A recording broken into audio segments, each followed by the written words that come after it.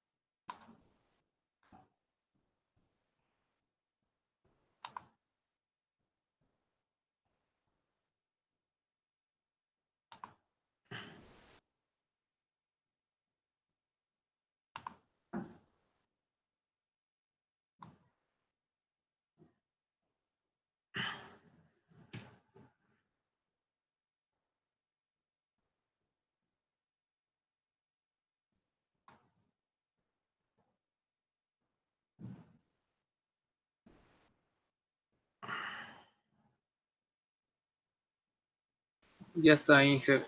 Algunas preguntas estaban repetidas, creo.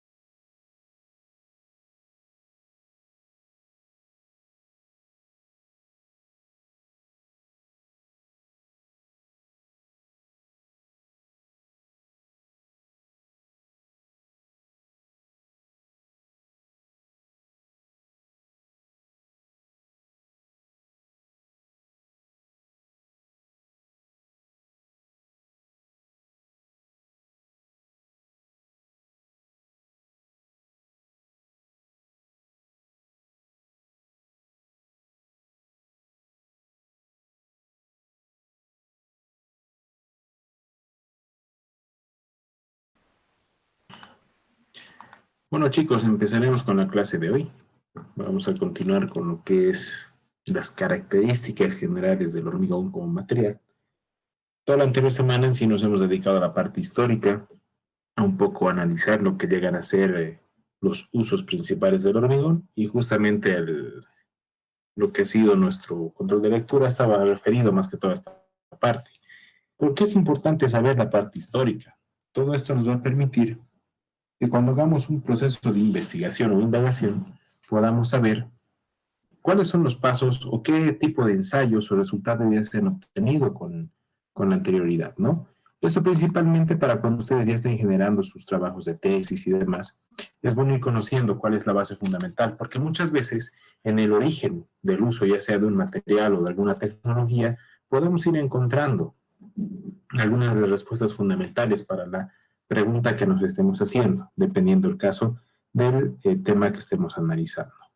Entonces, ¿qué es lo que vamos a ver el día de hoy? Vamos a empezar determinando qué es el hormigón como tal. Como ya todos sabemos, el hormigón es un material compuesto que, está, que, es, que sus componentes principales son el cemento, la arena, la grava, agua, aditivos y el aire que queda incluido en el mismo hormigón. Esos son los principales materiales. Porque si yo si este conjunto de materiales le quitaría el árido grueso, lo que es la grava, prácticamente yo estaría generando lo que es un mortero, que su uso es muy diferente a lo que es un hormigón. Lo que queda claro y tenemos que diferenciar es que justamente el hormigón es un material estructural, mientras que el mortero no es estructural. Nos va a servir para poder unir cierta mampostería, ya sea ladrillos o roca, pero su función como tal no es generar una estructura como tal desde cero, como lo que hacemos con el hormigón. Pero también hay que quedar claros con que la principal característica del hormigón es su resistencia que tiene a la compresión. Pero al no tener una buena resistencia a la fricción o a la tracción, el hormigón tiene que ser reforzado con otros materiales para que éste pueda ofrecer ya un comportamiento mayor en función a los requerimientos de la estructura. Por eso es que nosotros vemos y vamos a aprender, ¿no?, a lo largo de la carrera lo que es, por ejemplo, el cálculo del hormigón armado. Y en la carrera nosotros tenemos, prácticamente son 3 materias que se dedican a esta parte del hormigón armado.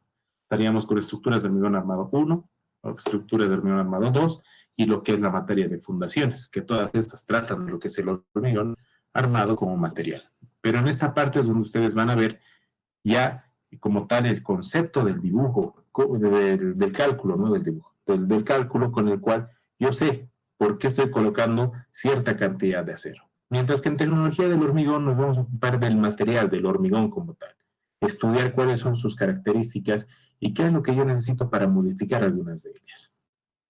Entonces, dentro de sus principales materiales, el cemento es el que principalmente va a brindar resistencia.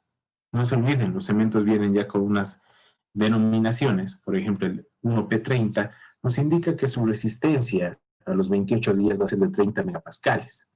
¿Alguno me puede decir qué tipo de ensayo se realiza en el cemento para poder corroborar lo que es la resistencia?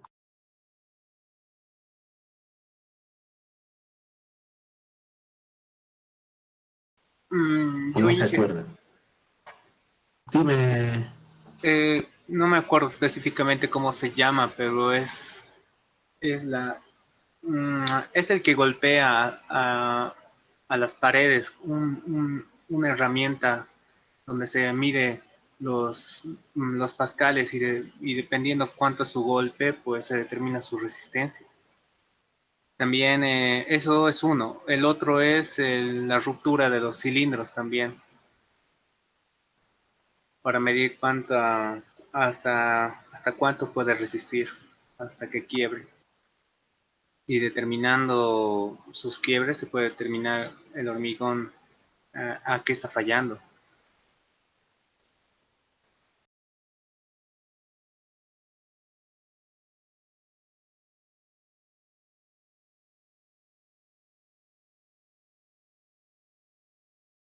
¿Se me escuchó? Hola, hola, hola.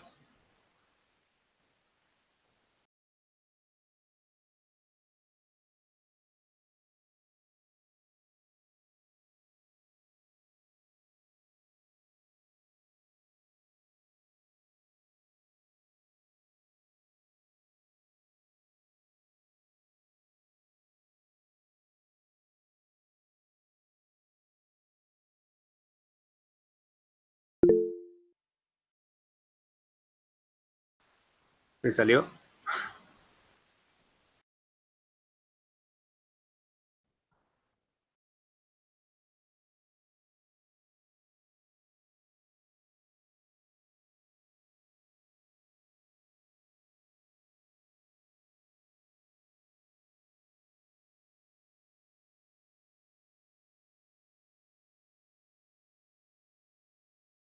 Está totalmente inestable.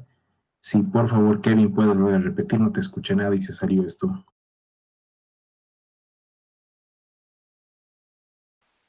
¿Ahora me puede escuchar? Ahora sí está mejor.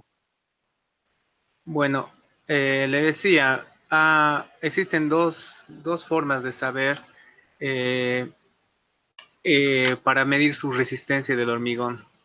El primero es la herramienta del martillo para determinar, se golpea mediante una superficie de una pared o dependiendo que hasta en el piso incluso se puede hacer para determinar los pascales para medir su resistencia. Y ese es uno. El otro sería el más básico, que sería la ruptura de los cilindros. Mediante la ruptura se puede medir y se ve en la gráfica hasta qué punto es el punto de quiebre. Y cuando ya colapsó, se puede determinar a qué ha fallado, ¿no? Eso.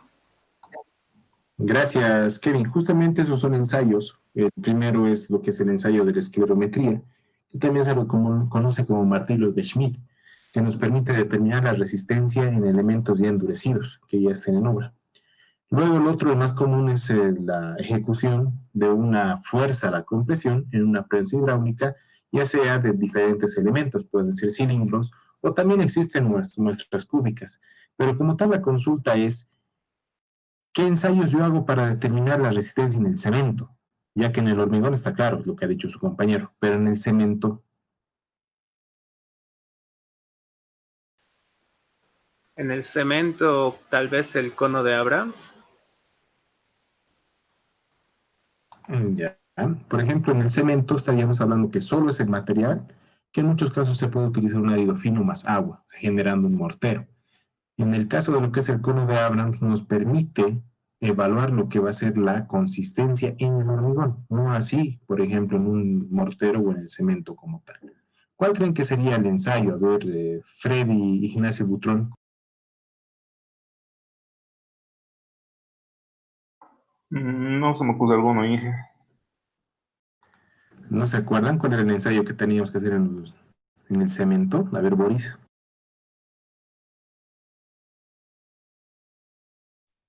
No recuerdo, Inge. Inge, podría ser el tiempo de fraguado, que es importante, creo, en el cemento.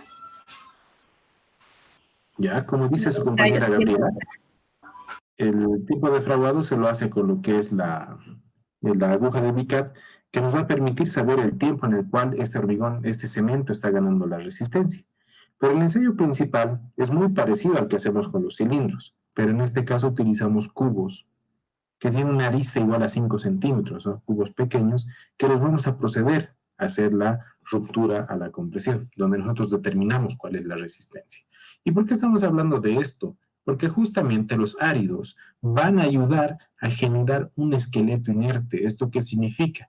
Que yo puedo aumentar el volumen de mi cemento, lo vamos a llamar así, gracias a la arena y la grava, generando una mayor cantidad de material, sin tener que gastar mucho dinero, ya que el cemento como tal es un material caro, que si nosotros lo utilizaríamos puro, sí podemos llegar a la resistencia que indica la normativa, pero ¿de qué trata todo esto? Que nosotros podamos economizar. Es por esto que podemos agregar tanto arena y grava para poder aumentar el volumen de este material y pueda tener un mejor rendimiento sin utilizar un cemento al 100%. Entonces, la intención de todo lo que es los áridos en el hormigón es prácticamente darle un esqueleto al material como tal, ¿no? Entonces, ¿qué nos interesa? Ya habíamos hablado cuáles son los materiales que componen, que son los siguientes. Cuando hablamos, por ejemplo, de lo que es grava, gravilla, es más que todo una terminología que se utiliza en nuestro país, ya que normalmente se habla de cemento, árido fino, que llegan a ser las arenas, y árido grueso, que son todas las gravas. Pero en nuestro medio, en lo que es Bolivia, Cochabamba, hay una diferencia entre lo que es la grava y la gravilla. Todo lo que es arena, ¿quién me puede decir cuál es el tamiz que define entre un árido grueso y un árido fino? ¿Se acuerdan? Eso en suelos tendrían que haber visto. Inge, ¿podrías repetir la pregunta? Ya. Para diferenciar un árido grueso de un árido fino, ¿cuál es el tamiz que yo tengo que Eh, verificar? to- eh, es todo lo que pasa el número 40, el tamiz número 40, todo lo que pasa se considera como fino, todo lo que pasa Ya. arriba es grueso. Ya. Ahora, para la subdivisión que existe entre una grava y una gravilla, ¿cuál será entonces el tamiz que utilizamos dentro ya de los áridos gruesos? No es el tamiz Uy, número 4. Para arenas es el 4. Para lo que es una diferencia entre una grava y una gravilla, podemos ver que el que se utiliza es el tamiz de 3 cuartos, el equivalente a 19 o 20 milímetros. ¿Por qué es bueno hablar de esta forma? Porque cuando ustedes ya estén trabajando y tengan que hacer la adquisición del material, muchas veces va a ser difícil que tú le digas al proveedor, por favor, vendeme una grava de 20 milímetros. Porque normalmente las personas que se dedican a este rubro, no todos, pero gran parte, simplemente saben hacer la separación de las partículas. Después no saben qué número de tamiz han utilizado, cuál es la malla con la que ellos han podido ser criado. Entonces ellos se sobreentienden que todo lo que es gravilla son todas las gravas que están por debajo del tamiz de 3/4. Y todo lo que está encima de 3/4 llega a ser grava. Sí, sí hay preguntas, por favor.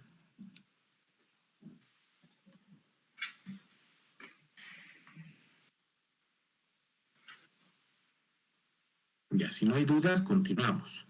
Entonces, nosotros también debemos entender de todos estos materiales que va a tener mi hormigón, nosotros también vamos a tener, denme un segundito, a ver si corto esto. Aparte de todo lo que son estos materiales, yo también puedo hacer la utilización de aditivos.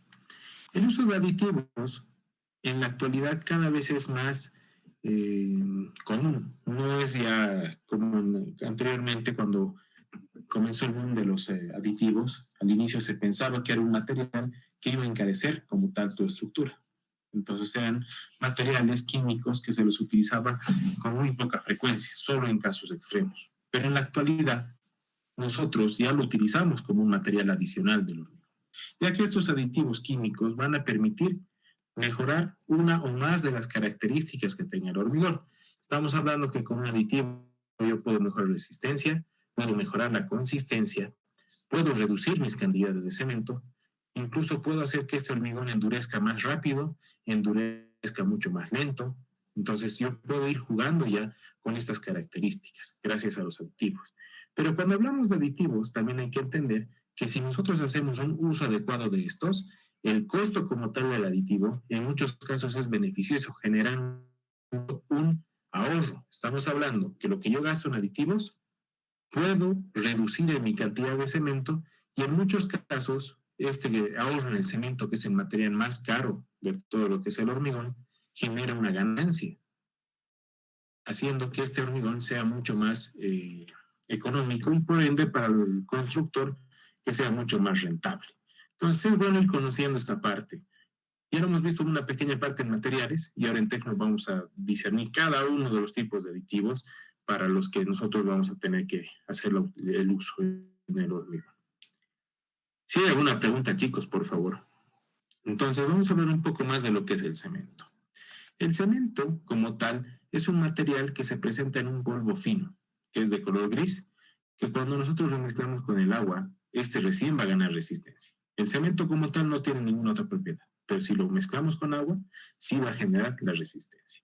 Sus materias primas son el clinker, que el clinker resulta de la calcinación de la piedra caliza, que al cual nosotros tenemos que mezclarlo con yeso y algunas adiciones, como la puzolana, para llegar al tipo de cemento que estemos requiriendo. Dentro de todo esto es bueno conocer cuál es su composición química, qué son estos 4 elementos químicos que nosotros vamos a lograr dentro del cemento. ¿Ya? Uno de ellos es el silicato tricálcico, otro el silicato bicálcico, el siguiente es el aluminato tricálcico y el último es el ferroaluminato tetracálcico. ¿Por qué es bueno que conozcamos, por ejemplo, esto fuera de lo que es una composición química? Nosotros debemos entender cuál es el beneficio que va a dar cada uno de estos. Por ejemplo, nos vamos a ir en el último, el ferroaluminato tetracálcico. Prácticamente su función no es mejorar la resistencia, no va a ser controlar la velocidad de fraguados, el tiempo en el que endurece. El ferroaluminato tetracálcico funciona como fundente. Este compuesto químico va a generar que todas las demás partículas puedan unirse. Entonces su principal función solo es esta. ¿Ya? Luego nosotros vamos a tener lo que es el silicato tricálcico, que este sí se va a encargar de la resistencia. El silicato bicálcico, que este se va a encargar a temprana edad. Y el aluminato tricálcico, que este nos va a permitir entender la velocidad de fraguado. Pero si esto no fuese suficiente, porque con estos compuestos químicos yo puedo ir mejorando las características de mi cemento, voy a colocar adiciones. Por ejemplo, el yeso. El yeso es uno de los mejores materiales que va a permitir controlar la velocidad de fraguado, ya sea para que sea más rápido o sea más lento. Entonces yo puedo ir controlando con esto. Pero para que yo tenga porcentajes adecuados de cada uno de estos compuestos, tengo que responder a una normativa. En el caso de Bolivia, la NB 011, que es la norma de cemento, nos va a permitir entender cuáles son los mínimos requerimientos que nos pide la norma para poder certificar un cemento. Caso Bolivia, que los cementos que se utilizan acá son los 1P y 1F 30 y 40 respectivamente. No tenemos otros tipos de cemento que estén dentro de la norma boliviana. Pero estas normas a las cementeras les dan ciertos parámetros para que ellos puedan cumplir. De forma que cualquier cemento que ustedes utilicen cumplan. Basta que diga que es un 1P30, ustedes pueden entender que ese cemento va a ser ideal para el tipo de obra que estén buscando o vayan a generar. Entonces, ¿para qué me va a servir esto? Les voy a ir mandando posteriormente unos certificados de control de calidad del cemento que las cementeras nos pueden proveer a cada uno de nosotros. Estos certificados de calidad no son, como les puedo decir, algo oculto que uno tenga que hacer todo un trámite para conseguirlos. Normalmente las cementeras están en la obligación de dar este tipo de información, ya que uno, no te están diciendo su composición química, no nos están dando el know-how de cómo hacer esto, o sea, la forma de hacer el cemento, pero sí te están dando cuáles son sus componentes, porque gracias a esta primera parte es que ustedes van a poder determinar cuál va a ser su uso dentro del hormigón y si vale la pena utilizar ese tipo de cemento o utilizar otro. Entonces, cuando ya veamos esta ficha técnica, ustedes van a poder verificar que están estos 4 compuestos y sus porcentajes. Entonces uno puede ver, por ejemplo, que si tuviese mucho aluminato tricálcico, tal vez ese cemento podría tener cierta capacidad de endurecer más lento, que tenga cierto retardo. O en muchos casos, si tú hubieras hecho una prueba con el cemento y no encuentras la relación del por qué todos los cementos son 1P30 y uno de ellos no se ha comportado de igual manera que los otros, la respuesta normalmente se encuentra acá. Hablando un poco de la parte de la experiencia. En Cochabamba tenemos los cementos, el EMISA, el FANCESA, el Yura, después tenemos en el mercado el Cobosi. Los 4 cementos son 1P30. En sí, los 4 deberían ser iguales. No lo estoy tomando en cuenta el Camba, porque el cemento Camba es un 1F30. Entonces, este no entraría en un rango de comparación con los otros 4. Pero, ¿qué sucede con estos 4 cementos? Por ejemplo, cuando yo uso un aditivo, normalmente el cemento FANCESA es el que tiene un comportamiento muy diferente a los otros 3. Los otros 3 tienen un comportamiento muy parecido, pero el FANCESA es el que o bien se vuelve más fluido, endurece más lento o endurece más rápido, generando que exista cierta incomodidad por parte de los operarios. Entonces, si nosotros podemos entender y buscar esta ficha técnica, vamos a saber que tal vez el aditivo que yo estoy usando no es el más conveniente. Por eso que cuando yo uso aditivos, tengo que tratar de hacer pruebas previas antes de meterlo a la obra. No lo que se hace actualmente. Actualmente, ¿qué hacen? Es comprar cemento, directamente mezclar, comenzar a vaciar. Y después de que ya el hormigón está en obra, ya está colocado, recién es donde quieren analizar cuál ha sido el porqué. Nosotros como ingenieros nos tenemos que acostumbrar a ser previsores. Esto significa que sin importar la magnitud de la obra, que puede ser una casa si quieren de una planta, o puede ser un edificio de 20 pisos, yo tengo que hacer un control adecuado. Si la obra cuesta $20,000 o cuesta $5 millones, el control tiene que ser el mismo, porque ustedes como ingenieros civiles van a ser contratados justamente para garantizar esa calidad. Ya eso les tiene que quedar bien claro a todos ustedes. Quiere decir que esa obra va a funcionar bajo ciertos estándares. Y el hecho que ustedes firmen los hace responsables. Ya hay que quitarse de la cabeza esa idea de que no, pero cuesta $20,000 esta casita, no pasa nada, meterle nomás cualquier cemento. No, no importa. El monto, no importa el tamaño. Estas obras son para personas y podemos matar gente, sea 1 o sea 1,000, pero podemos matar gente. Entonces, que quede bien claro esto. Nosotros tenemos que prever y entender qué es lo que vamos a hacer con estos materiales.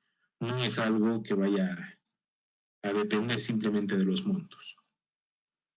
Luego, ¿qué es como tal el fraguado y el endurecimiento del cemento? Porque hemos estado hablando de fraguado, pero tal vez no nos ha quedado claro, o por ejemplo en una materia anterior que es materiales, no ha quedado muy claro cuál es el concepto de fraguado. Cuando hablamos del fraguado, es el proceso en el cual el hormigón pasa de un estado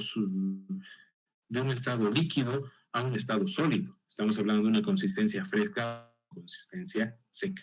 Entonces, en todo este tiempo es donde este material va a comenzar a ganar resistencia. Y aquí es donde nosotros hemos hablado de lo que es el calor de hidratación, que llega a ser la reacción química que se produce cuando el agua entra en contacto con el cemento y esta va a generar un desprendimiento de calor.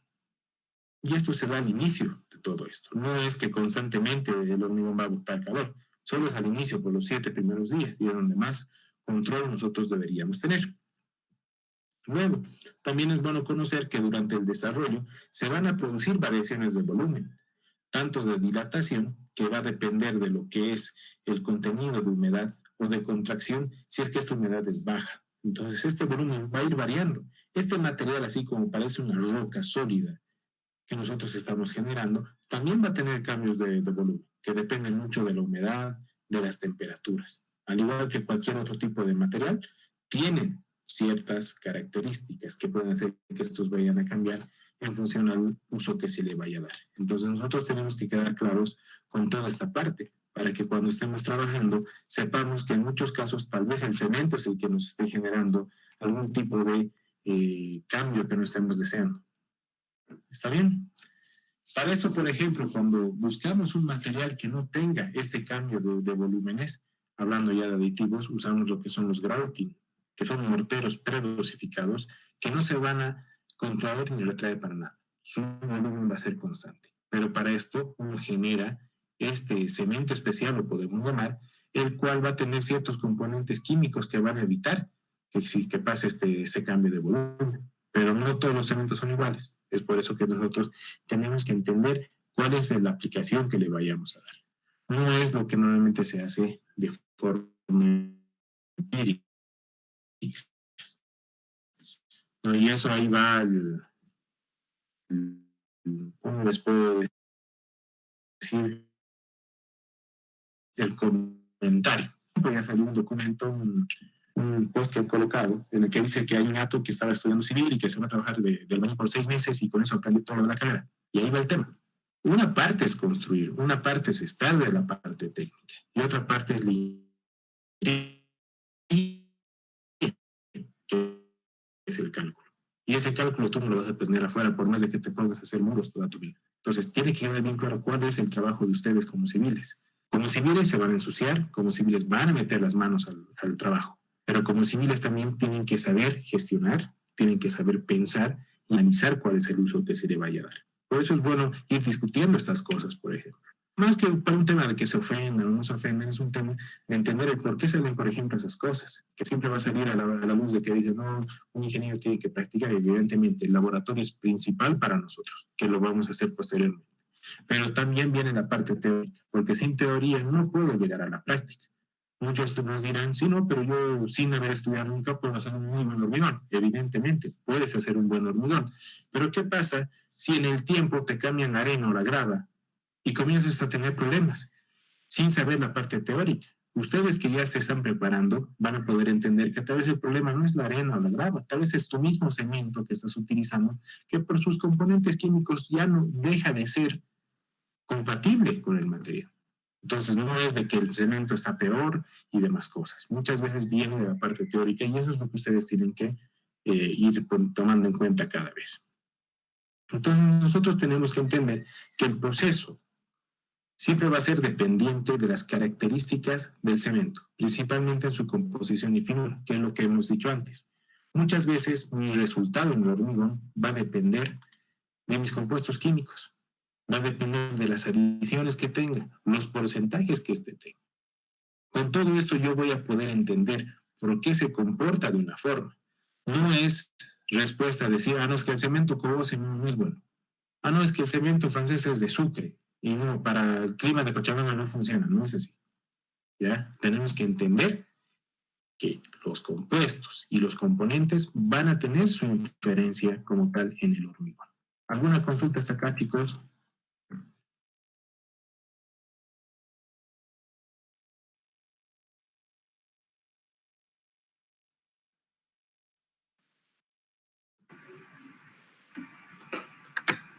Ingeniero, tengo una consulta. ¿Será que puede repetir de nuevo la utilidad o de qué se encarga cada uno de esos componentes de la anterior diapositiva? Los componentes químicos, por favor. Es que no la anoté. Sí. No te preocupes, los 4 componentes los uso como los siguientes. El primero, el que se va a encargar principalmente de la resistencia. El segundo se encarga de esta resistencia a temprana edad, o sea, qué tan rápido este puede endurecer. El tercero nos va a permitir trabajar con lo que son las velocidades de fraguado. Y el último componente es el que principalmente va a ir a trabajar como fundente. Es el que genera que estos otros 3 compuestos químicos se pueden unir en una sola partícula. Sin el último sería imposible que estos se puedan unir. Entonces ese es el tema. De todas formas, todo esto lo voy a subir a la plataforma para que lo tengan a la mano y vamos a hacer posteriormente una charla exclusiva de solo cemento, donde vamos a repasar lo que ya hemos visto. ¿Está bien? Ok, gracias, Inge. Inge, una preguntita. Estaba hablando sobre agregar yeso para retardar el fraguado. No, ¿en qué cantidades o cómo se utiliza esto para retardar? Porque creo que también Ya, afecta. el uso exacto. El uso de yeso, normalmente, como ya habíamos hablado, va a trabajar.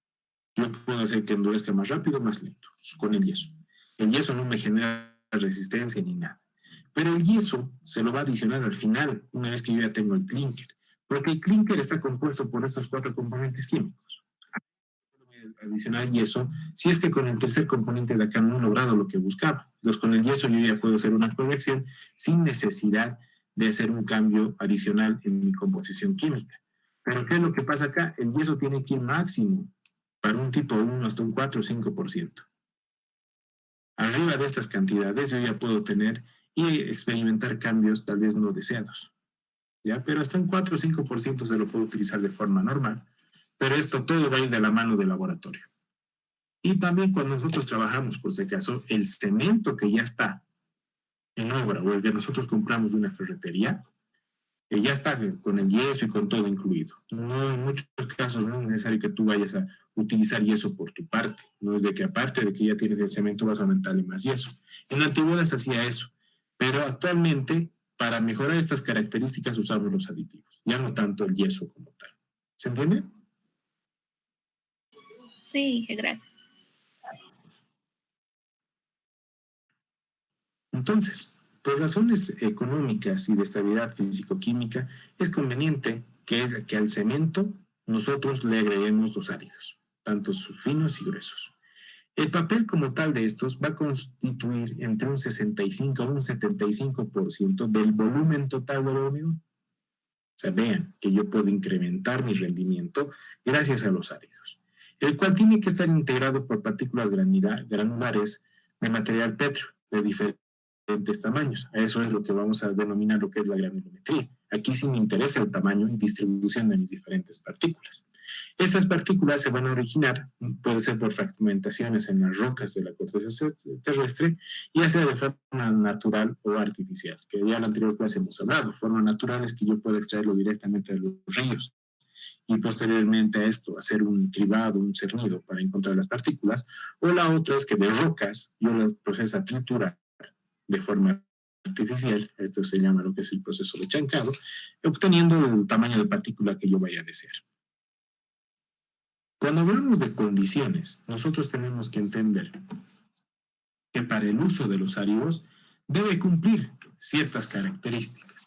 No es ir a agarrar cualquier arena, no es ir a comprar cualquier grava, o que de un momento al otro en la obra, si tú, por ejemplo, estás a cargo de una planta hormigonera, el gerente o la empresa te diga, ingeniero, ya desde mañana ya no vamos a traer áridos del Chapare y nos vamos a traer áridos de Punata y nada más.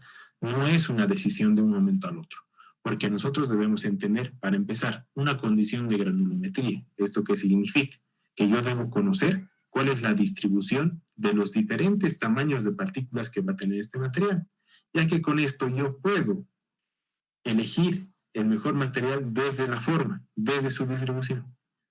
Fuera de lo que es la granulometría, que puede ser un material que cumpla muy bien con las curvas, ya que cuando hemos hablado de granulometría, o ustedes ya han visto en suelos, han visto que existen normas, por ejemplo, lo que nos dice la ASTM, que nos da ciertas curvas de granulometría, los cuales nos dice si está en este rango, este tu árido es ideal, pero no solo basta con que sea ideal por tamaño o por forma, nos vamos a ir a lo que es la condición de contenido de granos finos.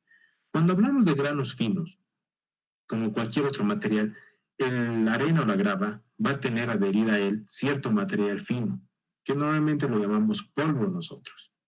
Pero para que nosotros entendamos qué es un grano fino, debemos saber cuál es el tamaño que debe cumplir para ser un grano fino. Ya que si hablamos de la serie granulométrica, basta el tamiz número 200. Hasta el 200 yo puedo considerar que es arena.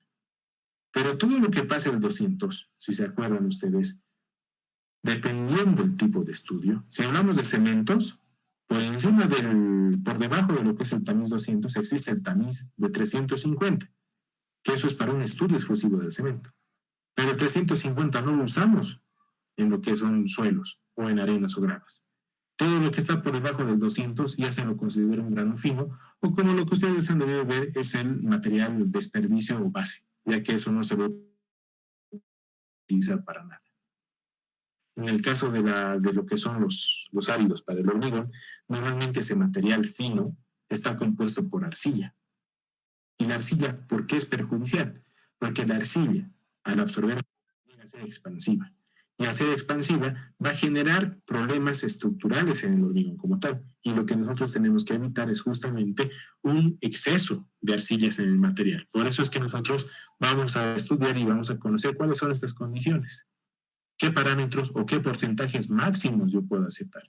Ya que también lo que llega a ser nuestra práctica profesional, no necesariamente vamos a conseguir una arena o una grava libre de partículas finas. Por eso vamos a estudiar cuáles son los parámetros máximos de aceptación. Entonces quiere decir que hasta cierto parámetro yo puedo aceptar, porque hasta ese porcentaje, o ese dato, o ese número, las arcillas no van a ser perjudiciales en mi hormigón, a diferencia de que si yo sobrepaso esto. Entonces todo esto lo vamos a ver en la condición de contenido de granos finos. Luego tenemos la condición de forma de los granos, que no se relaciona con la granulometría. La granulometría es la distribución de las partículas. Cuando hablamos de una condición de forma, ya llega a ser, ustedes que ya han tenido la oportunidad de, por ejemplo, agarrar suelos o también estar en contacto con gravas, no todas las gravas son redondeadas o todas las gravas van a ser cúbicas. Hay algunas gravas que son alargadas, ya que son más largas o tienen unas puntas demasiado pronunciadas. Entonces, todo esto también nos interesa saber, porque mientras más larga sea la partícula, esta va a tender ¿cómo les puedo decir? Va a tender a absorber demasiados esfuerzos, siendo esta la que falla, o sea, se va a romper por absorber todo esto. Entonces, no es, como les decía antes, utiliza cualquier material porque simplemente se agrava. Luego de lo que es la forma, también nos interesa una condición de porosidad.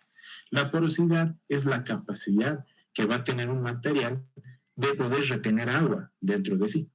Todos los materiales que existen, o gran parte de ellos, excepto el vidrio tiene unos poros muy pequeños, pero gran parte de los materiales tienen poros.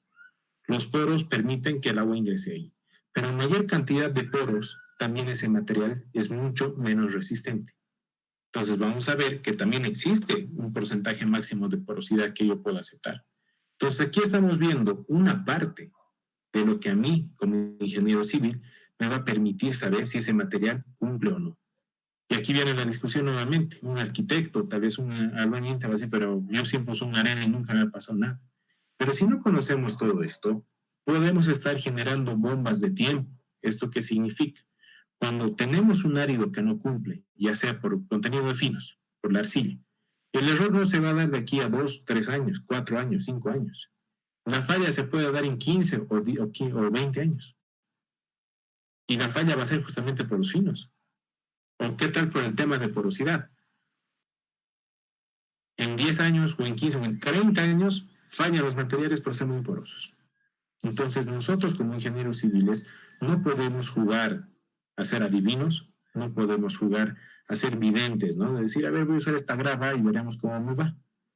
Y a ver qué resulta. No, nosotros tenemos que tener la certeza técnica de que ese material sí funciona, que no va a tener problemas posteriores.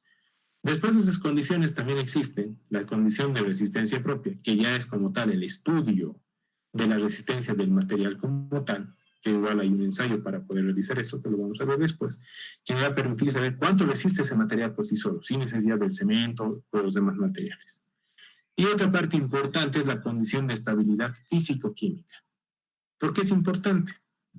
Porque en esta condición yo voy a hacer mi análisis de qué tan compatible llega a ser mi árido con el cemento. Porque los áridos, al igual que el cemento y cualquier otro material, tienen compuestos químicos. Entonces, mientras tengan ciertos compuestos químicos los áridos, van a dejar de ser compatibles con el cemento. Y uno de los principales componentes químicos que es perjudicial para el hormigón es la sílice. Y eso está presente en los áridos, pero en ciertos porcentajes. Pero ¿dónde más van a presentar esto? Cuando sus áridos sean de origen volcánico. Estamos hablando de las rocas ígneas. Entonces, sin este origen, la estabilidad va a ser mucho más complicada. Por eso es que en hormigones se recomienda, de ser posible, no trabajar con áridos de origen volcánico. Pero si no hay de otra, tenemos que ver la forma. Por eso estamos estudiando ingeniería, para ver que si tengo este material y tengo que usarlo, yo puedo ir corrigiendo algunas cosas o cambiando algunos componentes. O por último, no usaré pues un cemento tipo 1, usaré un tipo 4, porque tal vez el que se acomode mejor a mis áridos. Entonces, toda esta parte, chicos, no lo llevan ni los arquitectos, ni los albañiles, ni nada de eso. Lo llevan ustedes, porque para eso están como ingenieros civiles. De toda esta parte, por si acaso, vamos a ir englobando, o sea, vamos a comenzar a extender cada uno de los puntos, no solo la explicación de hoy, sino vamos a ver en granulometría cuáles son las bandas de rangos, qué tablas yo debería utilizar, cómo interpretar la tabla. Porque no solo basta con decir yo utilizo la tabla 5, sino es con entender para qué sirve esa tabla y cómo yo la puedo utilizar. Lo mismo en las demás condiciones que nosotros vamos a aprender acá. ¿Alguna pregunta hasta aquí, chicos, de lo que son los áridos?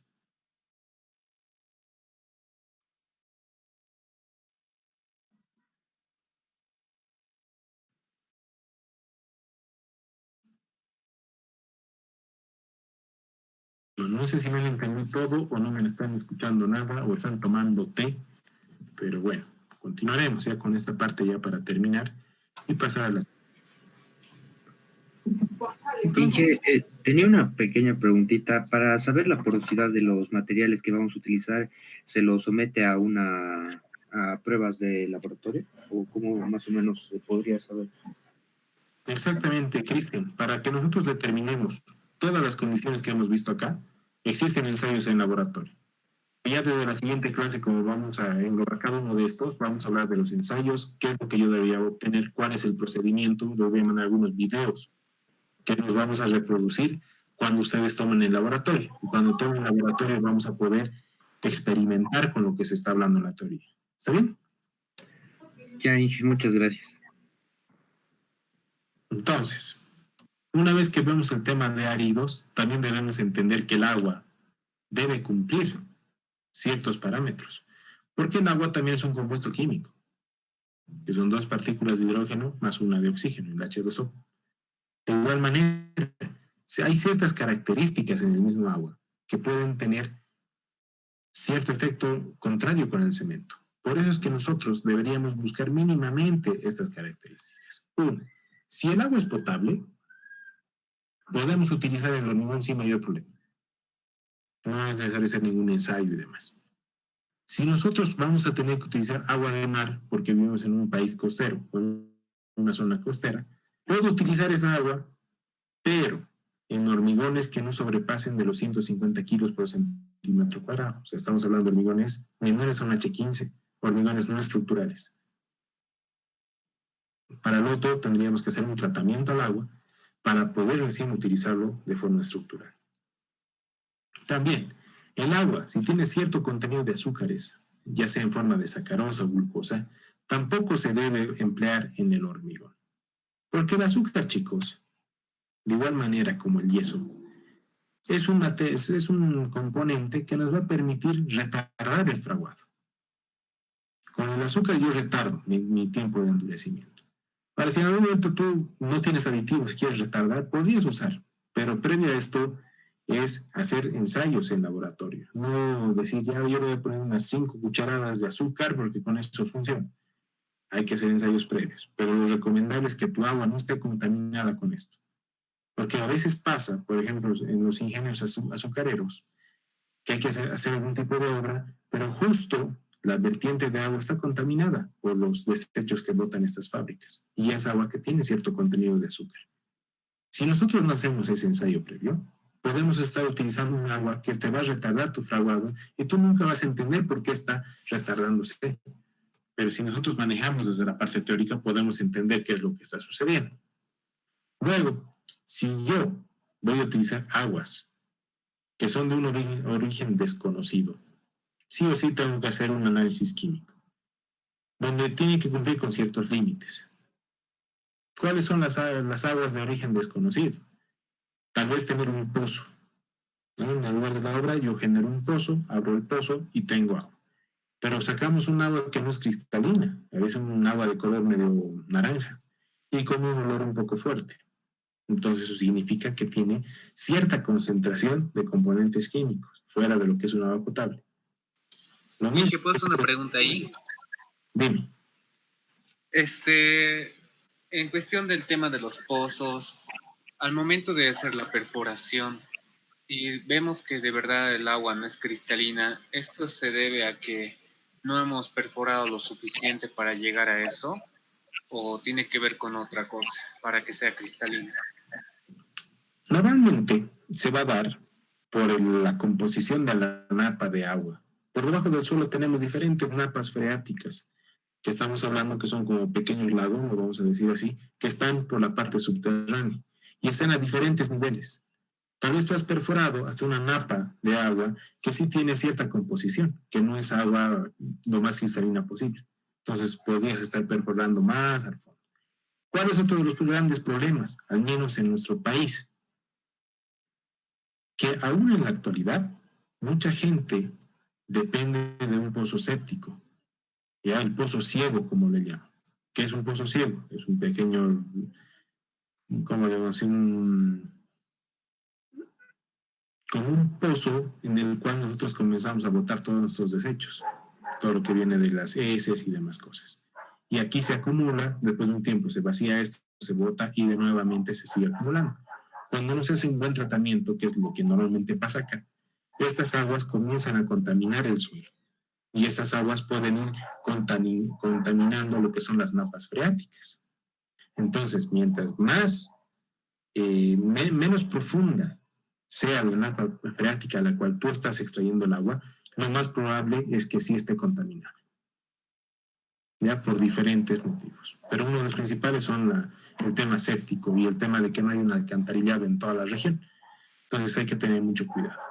Entonces todo va a depender de la calidad de la práctica que estés buscando. ¿Ya? Entonces, por eso es que cuando hacemos el uso de un pozo, que es lo más común por si acaso, cuando estamos trabajando, chicos, no es de que justo tienes que trabajar, por decir algo, en lava-lava. No necesariamente en lava-lava me va a llegar pues agua de Misicuni, que es potable. Me va a llegar agua de la comunidad que sacan de un pozo. O por último, por un tema también de economía, en las obras lo que se acostumbra a hacer es cavar pozos. Yo cavo mi pozo en la obra, digamos, para hacer un condominio. Cavo el pozo, que posteriormente ese pozo también va a alimentar el condominio. Pero esa agua yo tengo que hacer un análisis. Y más si ustedes notan que esta agua, hay que probar muchas veces. Puedes probar una parte del agua y si sientes que tiene un sabor diferente, entonces hay que hacer un análisis. No alegremente sacar. ¿Qué es lo que, por ejemplo, me pasó cuando trabajaba en las ripas, cuando esta planta, teníamos una distribución de agua de la zona, pero como vieron que había cierto costo por los metros cúbicos que consumía la planta, decidieron generar y del pozo comenzaron a sacar agua y querían sacar que usemos directamente. O sea, aquí viene el criterio de ustedes como ingenieros para poder saber qué es lo que hay que hacer. Pero no solo decir, no, yo no quiero usar esa agua porque es de pozo, o me das agua potable o no hay nada, es saber el por qué. Entonces, para eso, yo tengo los diferentes requisitos químicos que mínimamente debe cumplir mi agua, desde lo que es el pH, sólidos en suspensión, sólidos disueltos, cloruros, sulfatos y materias orgánicas. Si ustedes mandan al laboratorio, deben pedir esto. No hagan lo que hace mucha gente. El ingeniero hay que hacer análisis de agua, ya perfecto. Te mandan al laboratorio cuando eres junior, llegas, sí, buenas tardes, quisiera que me hagan un análisis de agua. ¿Qué requisitos quiere que comprobemos? Entonces tú le dirías, no sé, pues lo que siempre hacen para agua potable. Entonces, si hablamos para agua potable, son más requisitos que estos. Y tal vez alguno de estos no esté incluido. Entonces, nosotros debemos entender que mínimamente tú debes controlar el pH, los sólidos disueltos en suspensión, cloruros, sulfatos y materias orgánicas. Si con todos estos cumplen con estos parámetros, podemos estar más tranquilos en el sentido de que vamos a saber que el agua no va a ser un problema en el hormigón. Entonces, que quede claro que el cemento es un compuesto químico, el agua es un compuesto químico, las arenas y las gravas también tienen sus propios compuestos químicos. El hormigón llega a ser pues, una mezcla de un montón de compuestos químicos que yo debo controlar y poder entender cómo funciona. ¿Está bien?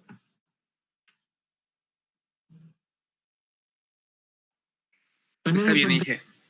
que existen diferentes normas como la ASTM, que es de las principales, que se puede que acepten, por ejemplo, agua que no vaya a cumplir con esta tabla. ¿Qué dice esta norma?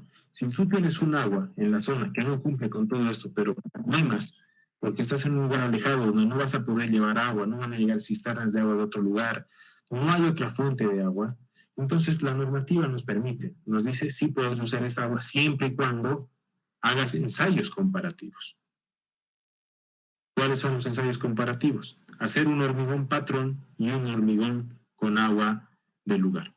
¿Cuál es el hormigón patrón? Que yo consiga agua, preferentemente agua destilada, la cual se supone que no va a aportar ni quitar nada a mi hormigón.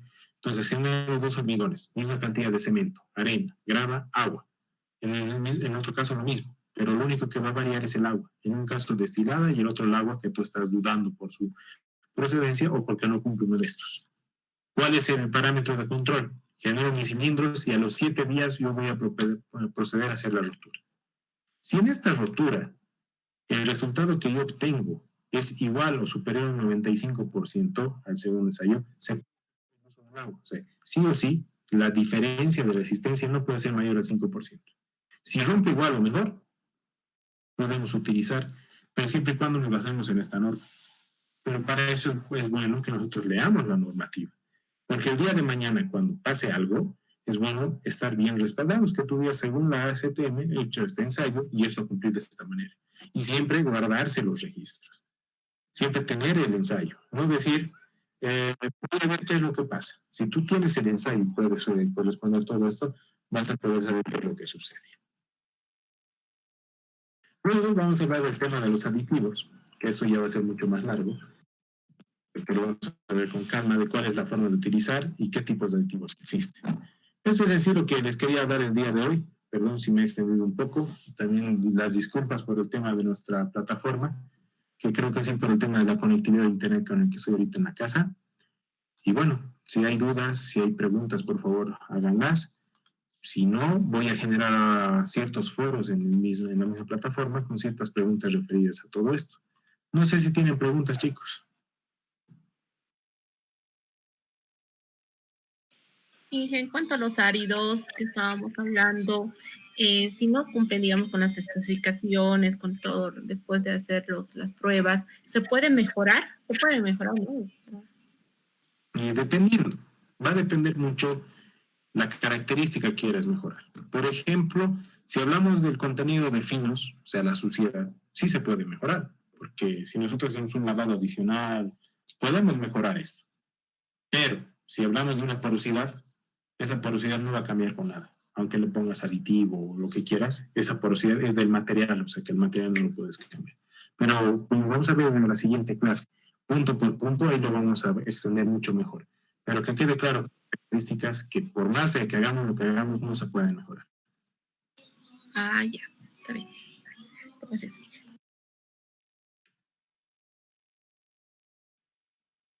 Bueno, chicos, si no hay más dudas, entonces ahí quedamos. Nos veríamos el día miércoles y por favor lean el segundo capítulo ya del compendio, que justamente es esta parte de las condiciones de los áridos para poder hablar lo mismo. Y vamos a hacer esta dinámica de tener un control de lectura. Vamos a generar lo que es el material y con eso generar las preguntas. ¿Están de acuerdo? Sí, ingeniero. Sí, Bien. Listo, Y queda chicos. la última parte. ¿Va a haber un control de lectura del capítulo 2? Sí, por supuesto, de aquí en adelante, todas las clases comienzan con el control de lectura. Sí. Listo, chicos, se cuidan, que les vaya bien. Gracias, Igualmente hasta para luego. usted, Inge. Chao, gracias, ingeniero, muy amable. Gracias, Inge. Gracias.